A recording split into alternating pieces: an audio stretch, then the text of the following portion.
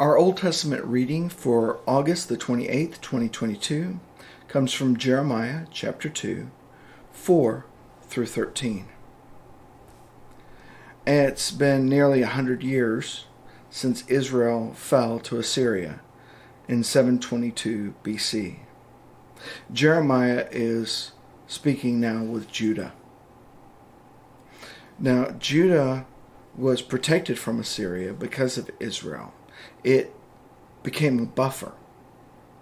And Assyria didn't want to directly challenge Judah because Judah was also at times aligned with Egypt.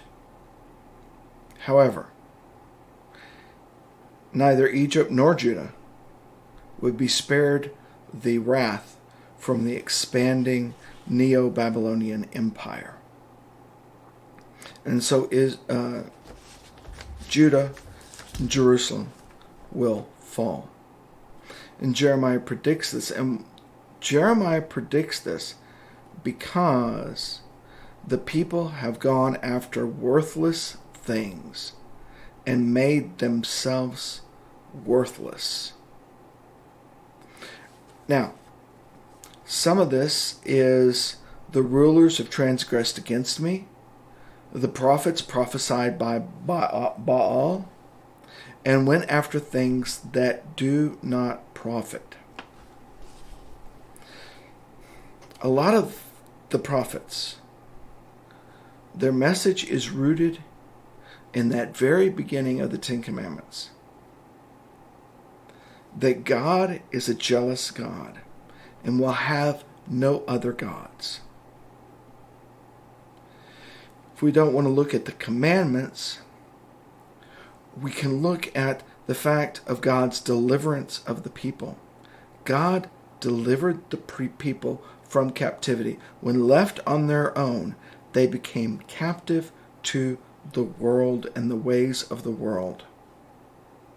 And the Hebrew nation was never a large nation. It did expand under David and Solomon, but then quickly fell apart. Its expansion was very short-lived. They were never strong in the ways of the world.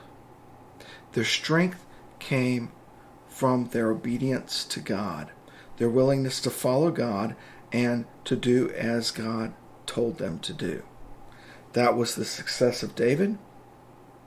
And then Solomon was given wisdom to lead the people and expand further. Although it was also under Solomon and his political alliances that introduced Baal worship to Jerusalem and to Judah. And they began to go after worthless things. When we think about that term, what does it mean to be worthless? What creates value? It's an important question when we're dealing with theology and when we're dealing with faith. Does money inherently have value?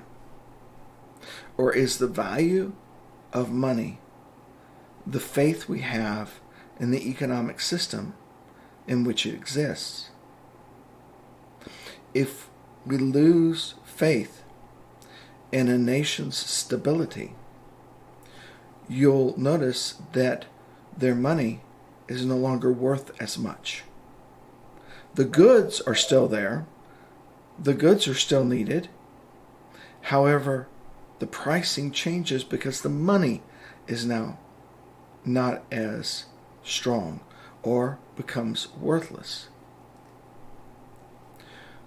Money is an indication of the faith we have in the economic system.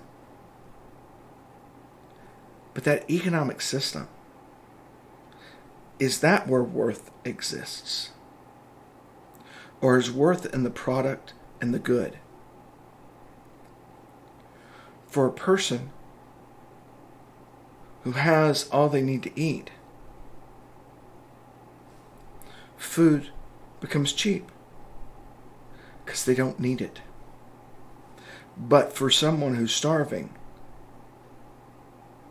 a piece of bread is worth more than all the gold and jewels in the world. For someone who's dying of thirst, a cup of cold water is more precious than a sports championship ring. Worth is based on need and the ability of the thing to meet our need. And yet, when we look at how quickly life fades and how quickly we die, we begin to say, what is needed most? That which is physical or that which is spiritual? If that which is physical lasts but a short time, isn't that which is spiritual worth more? Well, where does that spiritual come from? What is the nature of our spirit? And when we begin to talk about the nature of our spirit, we begin to talk about God. And if God is the source of who we are spiritually, as well as physically, then is not God worth more than all the economic systems, all the governments, all of the games that we play in the theater of humanity? Isn't God really the only true thing of worth? And through God, everything else is given worth. When we begin to have faith in God, we begin to discern how the gifts we have been given should be shared with others, and how in the sharing there is abundance. How it's not all about how much things cost, but how they uplift people, how they restore people, and how they create better and healthier lives. When we place God as our ultimate worth, then everything else is placed in correct priorities. And yet God says that because Judah has placed its value on other things other than God, it's like a cracked cistern. The more God pours in grace, the more it simply leaks through the bottom, because it hasn't made God the priority. Can God say the same thing about us today? What are our priorities? Is God considered the ultimate worth and value we have? If you were to list your assets today, would your relationship with God be your number one asset? And without a relationship with God, are other relationships sustainable? And if other relationships begin to fall apart, then what good is our physical and financial assets? Except to keep ourselves alive until we die, and then that is it. What is of worth to you, and why?